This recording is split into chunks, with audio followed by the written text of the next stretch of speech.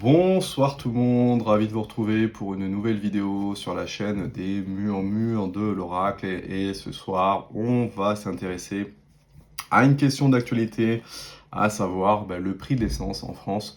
Comment le prix de l'essence va évoluer ces prochaines semaines? Alors on va essayer de tabler en termes de temporalité, on va essayer de parler du mois d'avril, les premières quinzaines d'avril, on va dire jusqu'au mi-avril, voir un petit peu comment les choses peuvent évoluer à ce niveau-là. Est-ce qu'effectivement il va y avoir l'arrêt des frappes du côté américain? On ne sait pas. Trump dit tout et son contraire, donc on ne sait pas trop où est-ce qu'on va malheureusement dans cette situation-là. D'ailleurs, sur le tirage que j'avais fait précédemment, on n'était pas non plus très optimiste sur ces prochains jours. Donc voilà, je vous invite à regarder cette vidéo. Donc là, on va s'intéresser tout simplement, on va essayer de faire un petit tirage. Alors, sans convention particulière, l'idée c'est de tirer quelques cartes comme ça à la suite, et puis on va essayer de raconter, enfin, en tout cas, on va essayer d'interpréter l'histoire que veut bien nous raconter l'oracle de Béline en termes de prévision. Allez, c'est parti, je me concentre sur la question. Donc, comment va évoluer le prix de l'essence ces prochains jours? Comment va évoluer le prix de l'essence en France ces prochains jours? Comment va évoluer le prix de l'essence au mois d'avril en France? Comment va évoluer le prix de l'essence en France au mois d'avril? Allez, hop, on est parti. On est parti. Allez.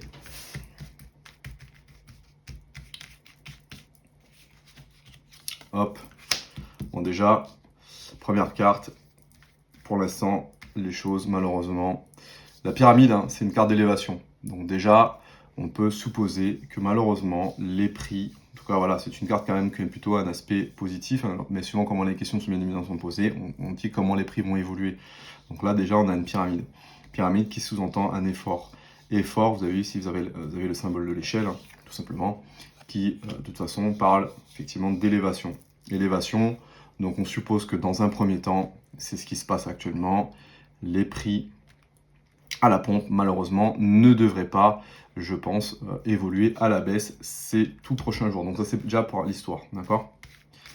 Premier point. On va continuer, on va essayer de voir un peu l'évolution. Allez, on tire une deuxième. Sagesse. Donc là, on a vu que les prix d'essence, malheureusement, ont augmenté. Sagesse, c'est une carte quand même qui fait preuve, alors, je dirais, certaine forme d'intelligence, certaine forme de maturité, si on prend un peu les mots-clés de cette carte, et une certaine forme de sérénité. Donc là, on pourrait se dire que après la hausse, il va y avoir probablement une phase un peu de temporisation. Certaines d'ailleurs, on voit certaines stations qui, bien que le prix est fortement augmenté, bloquent un peu les prix.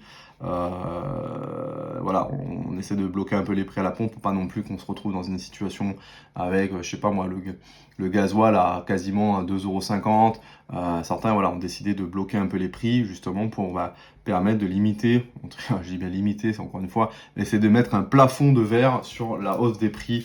Donc on voit quand même que il y a quand même une certaine forme d'intelligence, je pense, par rapport à ça, en se disant, oui, les prix ont augmenté, mais à un moment donné, stop, quoi. On ne peut pas non plus augmenter de trop, parce que sinon, les gens vont pas pouvoir tout simplement mettre de l'essence dans la voiture. Allez, on réfléchit, on va essayer d'en tirer une autre.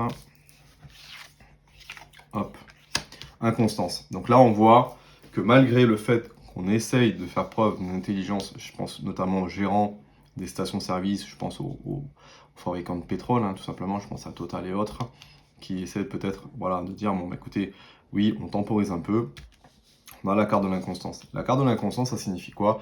Qu'on va avoir peut-être un phénomène un peu de yo-yo, c'est-à-dire qu'on va avoir un prix du baril qui va osciller entre des phases de hausse et des phases de baisse. Il y a beaucoup de volatilité actuellement sur le pétrole.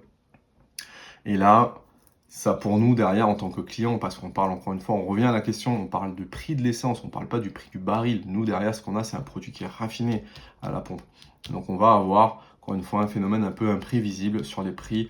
Encore une fois, on va avoir des fois des baisses, des fois des hausses. On va avoir une certaine forme finalement d'imprévisibilité concernant le prix, malheureusement, du prix de l'essence. Voilà. On va pas avoir quelque chose de stable, on va avoir quelque chose d'inconstant. on va pas avoir la maîtrise finalement des choses. Il va falloir faire preuve d'adaptation, c'est-à-dire que peut-être des fois de bénéficier de phénomènes d'aubaine, quand il y aura des petites baisses, d'aller peut-être profiter de pouvoir les faire son plein. Essayer de jouer un peu malin finalement pour pouvoir réduire un peu la facture, parce qu'on aura un prix encore une fois qui pour l'instant ne montre pas de tendance à la baisse, malheureusement. Allez, on va en tirer une autre. Hop. On voit trafic. Alors trafic, ça veut dire quoi? Ça veut dire qu'il va y avoir des échanges. Si effectivement on parle ces prochains jours d'un cessez-le-feu, peut-être qu'il va y avoir des phases de négociation, il va y avoir des phases d'échange, ou qui va peut-être permettre d'ouvrir un peu les vannes et finalement de permettre à des pétroliers de repasser sans risque de se faire prendre un missile sur la tronche. Et peut-être que derrière, on pourrait éventuellement avoir à nouveau une phase de négociation, une phase de trafic, parce que les trafics sont les échanges commerciaux. Donc vous voyez, on parle d'échanges commerciaux dans cette carte. Donc ça pourrait dire qu'effectivement, il y a quand même des phases de négociation pour faire en sorte que voilà, on puisse malheureusement, malgré ces phases d'inconstance, malgré ces phases d'augmentation, qu'on puisse derrière temporiser, faire de l'échange. Et ça, c'est entre guillemets, de bon augure, façon de parler. Mais ça permettrait peut-être effectivement de revoir plus tard effectivement à nouveau un carburant qui pourrait baisser. Allez, on va en tirer une autre. On parle d'isolement, donc c'est plutôt une carte de fermeture. Donc pour le moment, les marchés, pour moi, hein, les marchés restent malheureusement sous tension. On a, moi quand je vois ça, vous voyez, c'est la carte du cloître. Vous voyez, cette carte, elle parle d'isolement. Elle parle de quoi? Elle parle d'isolement, elle parle de fermeture. Et actuellement, c'est ça qui se passe. C'est qu'on a un détroit de l'Ormuz qui est fermé, qui laisse très peu passer finalement les pétroliers. Et derrière, vous avez des marchés qui malheureusement nous mettent un peu sous pression. Et on n'est pas encore dans des énergies pour le moment d'ouverture de marché. Vous voyez, malgré les échanges, malgré les négociations, malgré le fait qu'on puisse continuer à nous espérer de voir un prix à la baisse, pour l'instant, c'est pas le cas, quoi. On n'est pas encore sur des énergies, là, au mois d'avril, sur des énergies malheureusement d'apaisement ou de situations qui pourraient nous permettre d'espérer une phase de baisse. Allez, on va continuer, on va tirer encore une ou deux. Beauté. La paix. Donc vous voyez, ces cartes, elles arrivent bien après. Regardez. On a cette phase de hausse. Ça temporise. Les prix sont imprévisibles, donc on n'est pas encore sur une énergie de baisse. On a quand même des échanges, on a des négociations. Pour l'instant, c'est fermé, donc on ne peut pas s'attendre à une baisse prochaine, en tout cas, du prix de l'essence. Mais après, qu'est-ce qu'on a? On a la carte de la beauté et on a la carte de la paix. Donc pour moi, si vous regardez ces deux cartes, on parle d'harmonie. La beauté, c'est dans le Béline, c'est une carte d'expansion, encore une fois, et avec cette énergie de Jupiter. Et on parle de beauté, on parle d'harmonie, on parle de sensibilité.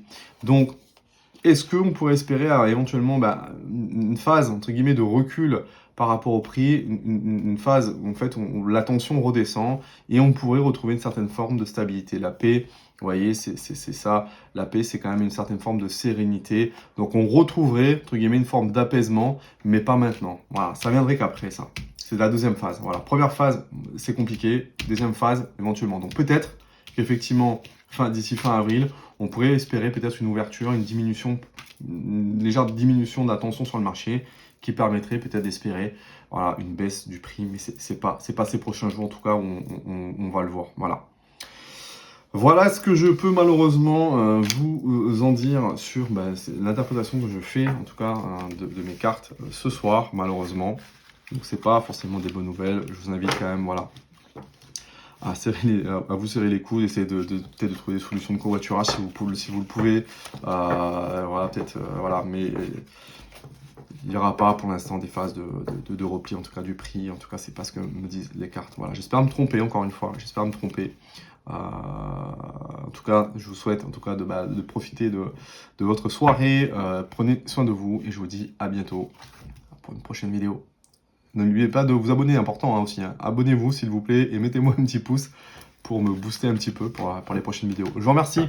Allez, bonne soirée à vous. Au revoir.